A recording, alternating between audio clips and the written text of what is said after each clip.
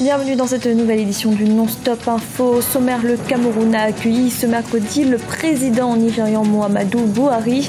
Une visite officielle axée sur la sécurité et la lutte contre le terrorisme.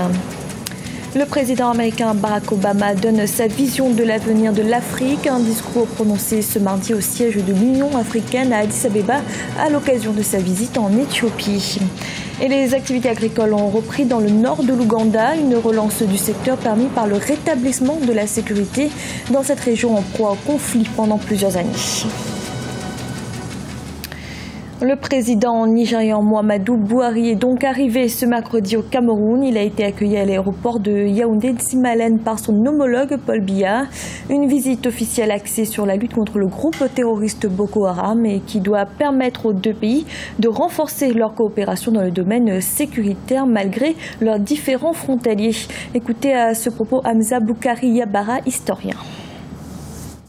C'est un avantage qu'il y ait une collaboration entre ces deux pays qui appartiennent à deux espaces différents, la CEDEAO pour le Nigeria, la CEMAC pour le Cameroun.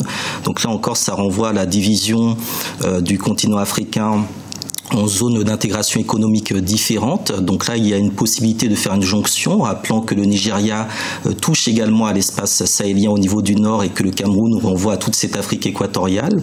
Donc là, on a vraiment, à travers ces deux pays, la possibilité de créer quelque chose d'extrêmement intéressant. Et la frontière entre le Nigeria et le Cameroun est extrêmement stratégique. Elle a été régulièrement disputée. Il faut bien rappeler que pendant un certain temps, il y avait des mandats qui étaient mis en place, un mandat français et un mandat britannique, qui fait que le Cameroun n'a jamais été juridiquement parlant une colonie, à la différence du Nigeria. Donc il y a un certain nombre de mécanismes juridiques qui, au moment des indépendances, sont sans doute été peut-être pas totalement bien négociés dans l'intérêt des populations, qui ont ensuite donné lieu à des contentieux dont le plus connu est effectivement celui de Bakassi. À Madagascar, les élections communales ont lieu ce vendredi 31 juillet. Sur les 7320 candidats aux mairies, seulement 6% sont des femmes. La grande île est pourtant tenue d'appliquer la parité à travers ses engagements internationaux, notamment le protocole de la communauté d'Afrique de l'Est. La campagne électorale s'achève ce jeudi dans l'ensemble des 1600 communes. Dans l'actualité également, le président américain Barack Obama a prononcé un discours ce mardi devant l'Union africaine. C'était au cours de sa visite en Éthiopie. Pour cela, il a choisi le hall Nelson Mandela, lieu symbolique du siège de l'organisation continentale. Il y a donné sa vision de l'avenir pour l'Afrique. Lisa Sakizimana. Une Afrique émergente et forte, voilà ce que souhaite le président américain Barack Obama aux Africains. C'était ce mardi 28 juillet 2015 lors de son discours tenu dans le hall Nelson Mandela au siège de l'Union africaine à Addis Abeba en Éthiopie. Le monde doit reconnaître les progrès extraordinaires accomplis par l'Afrique. Aujourd'hui, l'Afrique a une des croissances les plus rapides au monde. Les prévisions tablent sur une évolution des classes moyennes africaines à plus d'1 milliard de consommateurs. Avec des centaines de millions de téléphones qui ont tous accès à Internet, l'Afrique est en mouvement. Une nouvelle Afrique émergente, préparée par ses progrès et les partenariats avec le monde. Le président américain a ainsi réaffirmé sa vision d'un continent africain prometteur. Il a également plaidé pour une évolution des relations politiques et économiques entre l'Afrique et les États-Unis, des relations équitables. En tant que président, j'ai travaillé à changer les relations américaines avec l'Afrique. Maintenant, nous écoutons attentivement nos amis et travaillons en tant que partenaires égaux. Et je suis fier des progrès que nous avons faits. Nous avons boosté les exportations américaines en Afrique, un domaine qui crée de l'emploi pour les Américains, mais aussi pour les Africains. Lors de ce discours aux Africains, le président Barack Obama est revenu sur les piliers d'un développement fiable, la lutte contre la corruption, la nécessité d'avoir une vraie démocratie avec des institutions fortes, l'éducation et la santé pour tous sont autant de pistes évoquées pour construire une Afrique forte, sans oublier la lutte contre le terrorisme. Barack Obama est le premier président en exercice des États-Unis à prendre la parole dans les locaux de l'Union africaine. Au Congo, les participants au dialogue national de Sibiti ont remis officiellement ce lundi les conclusions des travaux au président Denis Sassou Nguesso. Ils se sont notamment montrés favorables à la tenue d'un référendum sur la question constitutionnelle, une modification de la loi fondamentale que contestent les opposants qui organisent de leur côté un dialogue alternatif. En Ouganda, les activités agricoles sont relancées dans le nord du pays. De grandes entreprises agro-industrielles y investissent massivement. Une relance du secteur qui s'explique notamment par le rétablissement de la sécurité après plusieurs années de conflit. Emmanuel Milimono. Autrefois abandonnées à cause des 2 décennies de conflit, les terres situées dans le nord de l'Ouganda attirent aujourd'hui les agriculteurs. Il y a encore quelques années, il était inimaginable de voir pousser des cultures sur ces vastes étendues pourtant fertiles.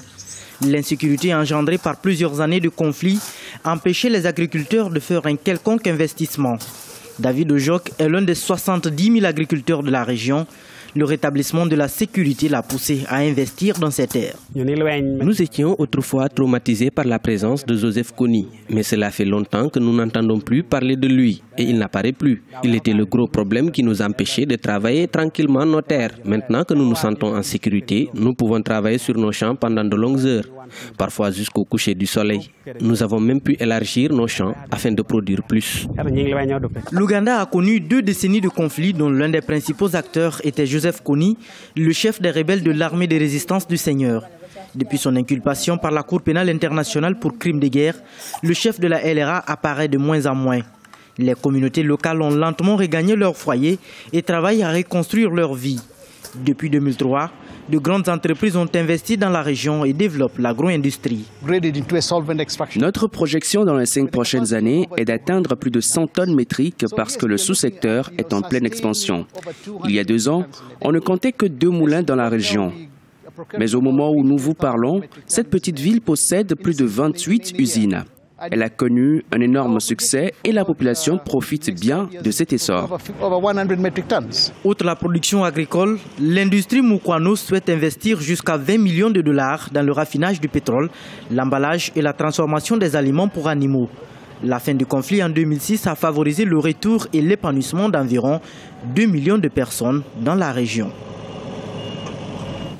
Sport à présent, le bureau de la Fédération algérienne de football a interdit le recrutement de joueurs étrangers dans le championnat national à partir de la saison prochaine. La FAF justifie cette mesure en raison des difficultés financières que connaissent les clubs pour payer les salaires des joueurs. Ibrahima Djoumaba. La Fédération algérienne de football a interdit le recrutement de joueurs étrangers, y compris les joueurs africains dans le championnat local.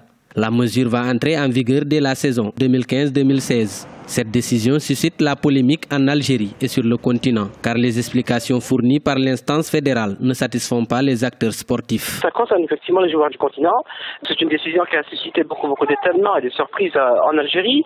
Visiblement concerne tous les joueurs, y compris les joueurs africains, puisque la fédération n'a pas vraiment expliqué. Bon, elle a tenté de justifier cette décision, aussi étonnante soit-elle, par des mesures budgétaires et par l'incapacité d'assurer des salaires hauts pour les joueurs. Visiblement, c'est une décision qui n'a pas été concertée, qui n'a pas été soumise à débat ni mûrie. Les joueurs étrangers déjà en contrat avec les clubs régionaux sont autorisés à rester pour cette saison. Mais leur contrat ne sera pas renouvelé lors du prochain mercato.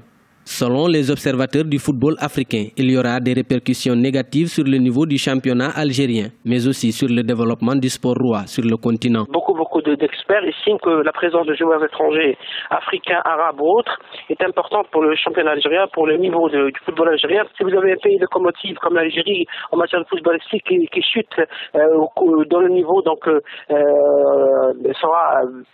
ira vers la baisse, cela se répercute fatalement sur le continent. Surtout que beaucoup de joueurs africains, y compris des joueurs d'Afrique de l'Ouest et de l'Afrique de l'Est, souhaitent être présents dans ce championnat algérien, de football qui pourtant a fait beaucoup d'efforts pour se professionnaliser, pour se mettre au niveau international.